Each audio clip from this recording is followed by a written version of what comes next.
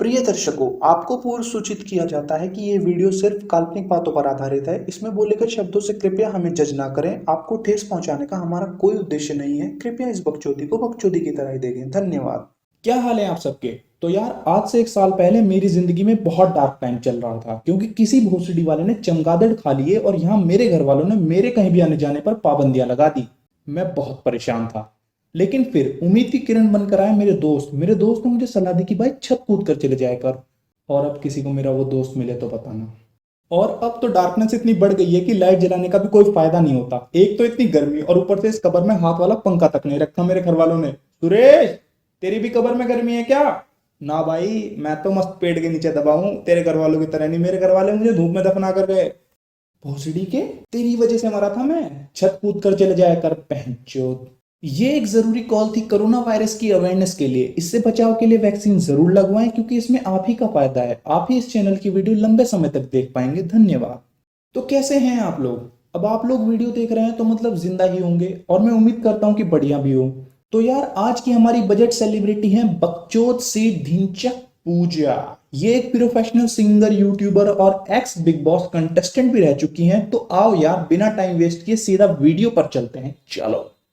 इस समय दुनिया में सिर्फ 2 सवाल हैं जिनका जवाब किसी को नहीं पता। मतलब 2-4 लोगों को छोड़कर किसी को नहीं पता। पहला है कोरोना किसने बनाया और दूसरा है ढिंचक पूजा के नाम में ढिंचक कहां से आया।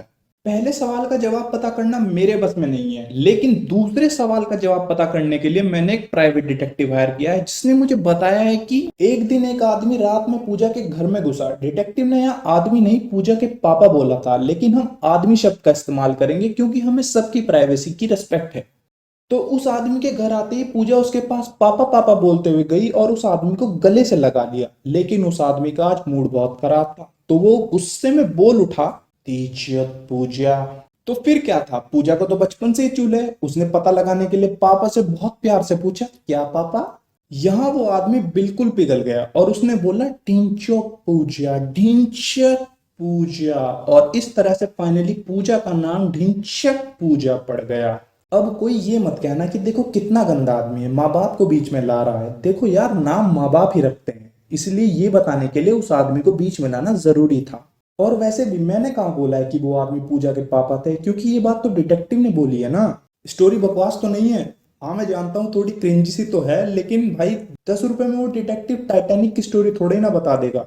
अब देख लो भाई, सह लो थोड़ा सा, और क्या करें। चलो अब ढिंचक पूजा के असली हुनर को देख लेते हैं, जो है सुर और ताल को डिप्रेशन में लाना।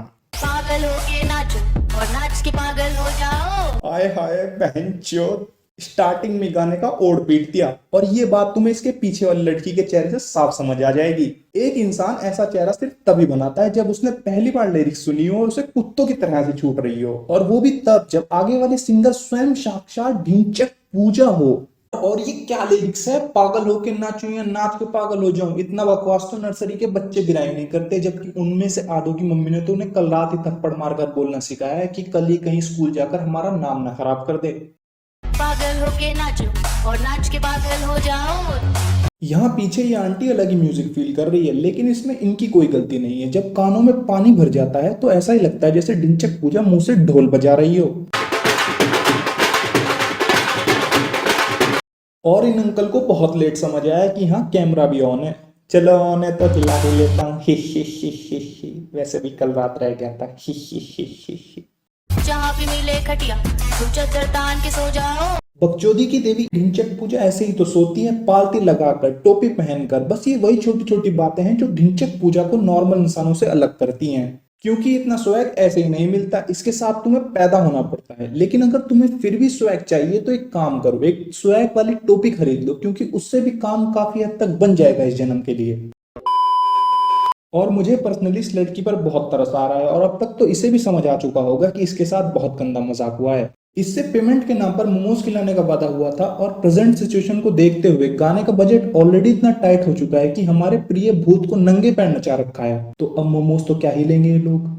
इसलिए बकचोद सी पूजा ने इससे कहा कि यार मोमोज कोई बड़ी चीज नहीं है, देख जब मैं बड़ी स्टार बन जाऊंगी तब खिला दूंगी मोमोज। और ये भोली लड़की इसकी बातों में भी आ गई। लेकिन उस बेचारी लड़की को क्या पता था कि ये उसकी आखिरी मुलाकात है बकचोद सी पूजा के साथ। इसके बाद पूजा नए शिकार ढूंढने निकल पड़ी। अक्सर कुछ वादे जिंदगी भर का कर्ज बन जाते हैं, इसलिए सावधान रहें, सतर्क रहें और ढिंचैक पूजा से दूर रहें।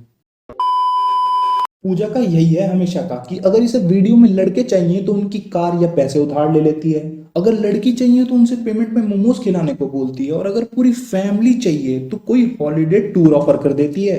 और ये अपने वादे कभी पूरे नहीं करती, तभी तो इसकी हर वीडियो में इसके अलावा सब नए होते हैं।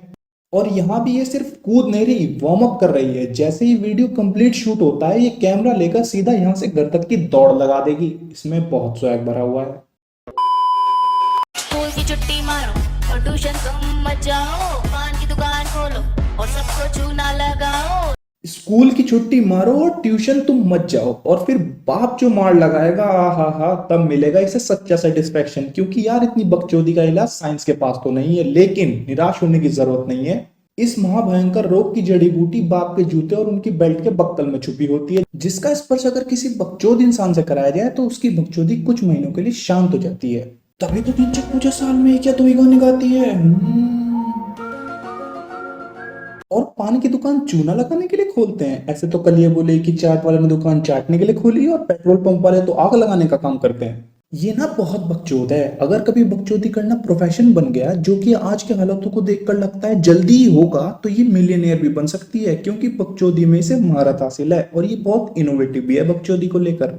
स्कूल की छुट्टी मारो और ट्यूशन तुम मत जाओ, पान की दुकान खोलो और सबको चूना लगाओ। रात को तुम जागो और दिन में तुम सो जाओ, होली पे पटाखे फोड़ो और दिवाली पे सबको नहलाओ, मुंह पे थप्पड़ मारो और पूल में डुबकी लगाओ। और तुम मानो या ना मानो, इसने जो भी अभी इतना कुछ बोला है, यहाँ रेप करने, अरे यार अब डिस्क्लेमर लगाना पड़ेगा, रैप करने की कोशिश कर रही थी। और कमाल की बात तो यह है कि ये बात लोगों को 2 साल बाद पता चलेगी, लेकिन इसके बाप का रैप को पहनचोदी क्या बवासीर फैला दी इसने। होली पे पटाखे फोड़ो और दिवाली पे सबको नहलाओ। नहीं, तुम करके देखो एक बार ऐसा, इसी से मिलेगा तुम्हें सच्चा फेम, और यही तुम्हारे करियर का ब्रेक थ्रू भी होगा। क्योंकि कितना बढ़िया लगेगा ना सुनने में कि एक पूजा नाम की बकचोद सी लड़की को रॉकेट पर बैठकर चांद की तरफ उड़ते देखा गया, जो कि स्वैग वाली टोपी पहने हुए है। और वैज्ञानिकों के अनुसार ये आज शाम तक चांद पर लैंड कर जाएगी, और ऐसा करने वाली ये पहली और इकलौती बकचोद होगी। और तुम कुछ बुद्धि पर पत्थर रख के गाने लिखती हो क्या? अगर मैंने ऐसे गाने लिखे होते तो कसम से मैं अब तक कॉपी फाड़ देता और वो पेन भी तोड़ देता, क्योंकि ऐसे नए वायरस से याद करने का मेरा कोई मन नहीं है। लेकिन मैं ये बता भी किसे रहा हूँ, ढिंचैक पूजा को, ये तो साक्षात बकचोदी की देवी है। अगर इन्होंने कुछ किया होगा तो यकीनन बकचोदी को ही समर्पित होगा, इसलिए सीरियस होने का कोई फायदा नहीं।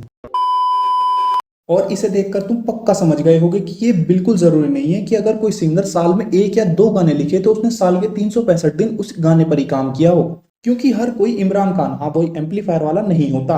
अब जैसे ढिंचैक पूजा को ही ले लो, इसे तो मैं सिंगर भी नहीं मानता, क्योंकि मुंह पर पाइप लगाकर गाने से कोई सिंगर नहीं बन जाता। ठीक वैसे ही जैसे पॉन्ड बैन करने का कोई फायदा नहीं हो रहा।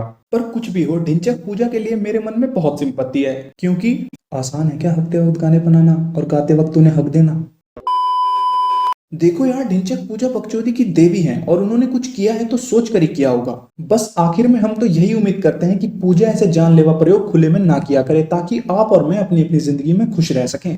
और अगर मैंने कभी ढिंचैक पूजा के साथ किसी गाने के लिए कोलैब किया तो वो मेरी जिंदगी की आखिरी वीडियो होगी। ओ बहनचोद, ये क्या कह दिया मैंने? ओ शिट, कहीं ये मेरे सपनों में ना चली आए। अरे यार, अब तो ये बात मेरे दिमाग से निकाले भी नहीं निकल रही। चलो अब जाने का टाइम हो गया है, बाय गाइज। यहाँ कबर में मेरा नेटवर्क इशू है, अगर मैं डिस्कनेक्ट हो जाऊं तो मेरा एक जरूरी काम कर देना, वीडियो को लाइक कर देना और कमेंट कर देना, और हाँ सब्सक्राइब करना है तो कर देना, आपका मन है। साला इतनी भी रेंज नहीं आ रही कि एंड में एक गाना ही लगा दूं। ओए सुरेश, अपनी लोकेशन व्हाट्सएप करती हो भाई, मैं सुरंग खोद रहा हूँ तेरी कबर तक। क्यों, क्या हुआ? एक बात मेरे दिमाग में अटक गई है, मैं आज अकेला बिल्कुल नहीं सो पाऊंगा भाई, लोकेशन देते जल्दी से।